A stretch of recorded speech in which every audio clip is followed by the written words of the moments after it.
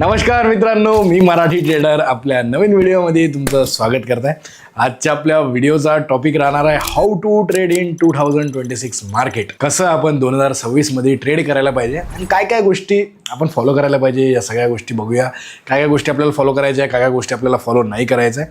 Simply पहिली गोष्ट तर काय डिफरन्स राहील 2025 पासून 2026 मध्ये. बघा, नवीन वर्ष आहे, नवीन वर्षाचं काही राहणार का? हां, नवीन वर्षाचा एक बजेट सेट होतो. नवीन वर्षाचा फेबमध्ये एक बजेट सेट होतो, जो की आता हा व्हिडिओ येऊस तर बहुतेक होऊन जाणार बजेट सेटमध्ये सगळ्या गोष्टी, थोड्या बहुत गोष्टी जे राहतात ते महाग होतात. स्टॉक्स थोडेसे महाग होतात, जसे की डिफेन्स वगैरे जे पण गव्हर्नमेंटचे स्टॉक्स झाले ना ते महाग होतात. बँक्स झाल्या, बँकवरती जास्त फोकस राहते, बँक्स महाग होतात. स्टॉक जे पण शेअर राहतात ते महाग होतात. आता पहिले तुम्हाला इन्व्हेस्ट करणं बेटर राहते, बट आता हा व्हिडिओ तर लेट येणार. आता सगळ्या गोष्टी फॉलो कशा करायच्या आहे, ट्रेड कसं करायचं आहे, कोणत्या AI कडे जायचं आहे का? बघा, कोणताही जो AI जनरेटर वगैरे राहतो त्याच्यावरती ट्रेड नाही केला तर बेटर राहील. पहिलेही तुम्हाला 25 मध्ये पण AI खूप ऐकायला भेटलेलं आहे. तर आता तुम्ही AIच्या बेसिसवरती ट्रेड कराल का? बिलकुल नाही. AIच्या बेसिस सोडून स्मार्ट मनी मॅनेजमेंट, स्मार्ट मनी कन्सेप्ट याच्यावरती ट्रेड करा, जे की बेटर राहील.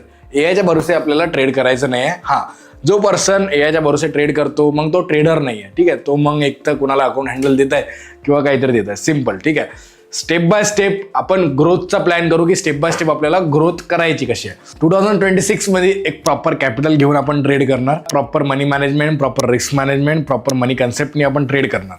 आता या गोष्टी कशा करायच्या, जसं की फॉर एक्झाम्पल $1000 आपला कॅपिटल आहे, $1000 कॅपिटल आहे, तर पर ट्रेड आपण 1 to 2% ऑफ या कॅपिटल यूज करायचं, जसं की मी हरवेळेस तुम्हाला मनी मॅनेजमेंट सांगतो. अजून गोष्टी लक्षात काय काय ठेवायच्या, मेनली हा व्हिडिओ बनवत कशासाठी आहे मी, की आत्ता जो तुम्हाला फ्लो दिसत आहे गोल्ड सिल्वरचा, तुम्ही फ्लो बघितला असेल. आता याच्यात तुम्ही एक गोष्ट अजून एक नोटीस नसेल केली गोष्ट, कारण की तुम्हाला जे हाईपवाल्या गोष्टी आहेत ते तुम्ही हाईपवाल्या गोष्टी नोटीस करताय, बट ज्या गोष्टीचा हाईप नाही झालाय त्या गोष्टी तुम्ही नोटीस कराल का?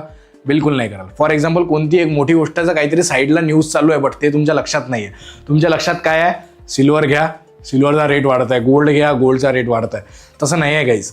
कसं आहे, BTC कितीवरती होतं तुम्हाला माहिती आहे? BTC 2-3 महिन्यापूर्वी $1.5 लाख, $1,30,000 याच्यावरती होता. आत्ता BTC काय आहे माहिती आहे? $70,000, $78,000. आत्ता रनिंग आहे $78,000. किती कमी इम्पॅक्ट आलाय BTCचा तुम्ही बघू शकता. म्हणजे कुठेतरी काहीतरी ग्रोथ होत आहे, तर BTC इथेरम पडत आहे, क्रिप्टो पडत आहे. असं राहते. कोणता मार्केट काय क्रिएट करताय हे कोणाला समजत नाही आहे. कॉम्प्लिकेट झालेलं आहे, सगळ्या गोष्टी कॉम्प्लिकेट झालेल्या आहे. हां, कॉम्प्लिकेट तर होणार आहे, मार्केट कॉम्प्लिकेट आहे, बट एवढा मोठा फ्लो येणं, एवढा मोठा क्रॅशेस येणं, एवढा मोठा डिमांड येणं, या गोष्टीवरती मग ट्रेडरनी ट्रेड कसं करायचं? ट्रेडरनी स्मार्ट मनीनी ट्रेड करायचा, स्मार्ट मनी कन्सेप्टनी ट्रेड करायचं. सिम्पली मी ते 2-3 टॉपिक्स लिहिलेले आहेत, त्या टॉपिक्सवरती मी तुम्हाला सांगतो. करन्सी पेअर्स जे आहे, 4-5 करन्सी पेअर्स अलग साईडला काढून ठेवा. फॉर एक्झाम्पल, तुम्ही गोल्डवरती ट्रेड करता, सिल्वरवरती ट्रेड करता, तुम्ही US ऑइलवरती ट्रेड करता, तुम्ही BTC वरती ट्रेड करता, तुम्ही इथेरमवरती ट्रेड करता, तुम्ही USD JP वरती ट्रेड करता, युरो JP वरती ट्रेड करता. अशा आपल्या करन्सी पेअर्स साईडला काढून घ्या, त्याच्यावरती ट्रेड करा. आता capital versus skills game. Capital जो झाला त्या कॅपिटलला घ्यायचं. फॉर एक्झाम्पल $1000 कॅपिटल आहे, त्याच्यासोबत स्किल्स मॅनेज करत राहायच्या. स्किल्स जे आहे आपल्या ते बरोबर मॅनेज झाल्या पाहिजे आणि त्या स्किल्सवरती आपल्याला ट्रेड करा. स्किल्स काय? आपल्या पर्सनल स्किल्स. तुम्ही ज्या स्किल्सवरती ट्रेड करत असेल, फॉर एक्झाम्पल मी प्राइस ॲक्शनवरती ट्रेड करतो, मी ब्रेकआउट्सवरती ट्रेड करतो, मी फेक ब्रेकआउटवरती ट्रेड करतो, असं सगळ्यांचा अलग अलग स्किल्स राहतात. तुम्ही ज्याही स्किल्सवरती ट्रेड करता त्या स्किल्स घेऊन चला. जसं की स्मार्ट मनी झालं, स्मार्ट मनीवरती आपण स्मार्ट मनी ट्रेड करतो.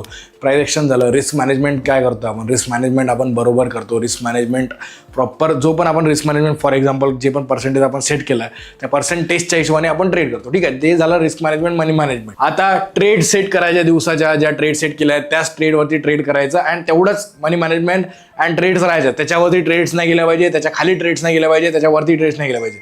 जेवढा सेट केला आहे तेवढ्याच ट्रेड्सवरती तुम्हाला ट्रेड करायचं आहे. जो तुम्ही रिस्क मॅनेजमेंट सेट केलाय त्याच्यावरतीच तुम्हाला ट्रेड करत राहायचं आहे. आता अजून काय गोष्टी अवॉइड करायच्या? सिम्पली तुम्हाला काय करायचं? ओव्हर ट्रेडिंग अवॉइड करा. नंतर आपला जोही माइंडसेट आहे तो माइंडसेट तुम्हाला, फॉर एक्झाम्पल, आपण अगर कन्सिस्टन्सी ठेवली मार्केटमध्ये तर आपल्याला काय करायचं आहे?